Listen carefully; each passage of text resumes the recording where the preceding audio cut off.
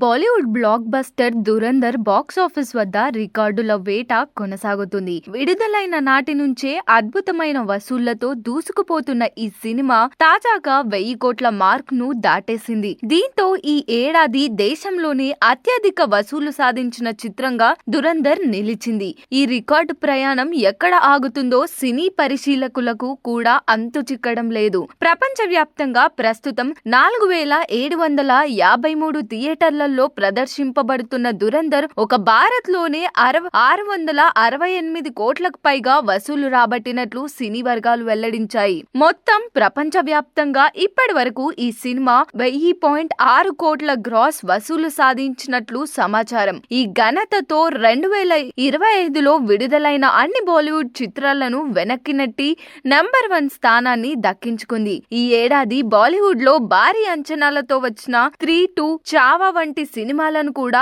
అధిగమిస్తూ దురంధర్ అగ్రస్థానంలో నిలవడం విశేషం. అంతేకాదు ఈ సినిమా హీరో రణ్వీర్ సింగ్, దర్శకుడు ఆదిత్య ధర్ కెరీర్ లోనే అత్యధిక వసూళ్లు సాధించిన చిత్రంగా రికార్డు సృష్టించింది. విడుదలైన 21 రోజులు పూర్తయిన తర్వాత కూడా దురంధర్ రోజుకి 26 కోట్ల వరకు వసూలు రాబట్టడం ట్రేడ్ వర్గాలను ఆశ్చర్యానికి గురి చేస్తుంది. ఈ స్థాయిలో కొనసాగుతున్న కలెక్షన్లు చూస్తే రాబోయే రోజుల్లో మరిన్ని రికార్డులు బద్దలయ్యే అవకాశాలు కనిపిస్తున్నాయి. ఇప్పుడు అందరి దృష్టి ఒకే ప్రశ్నపై నిలిచింది.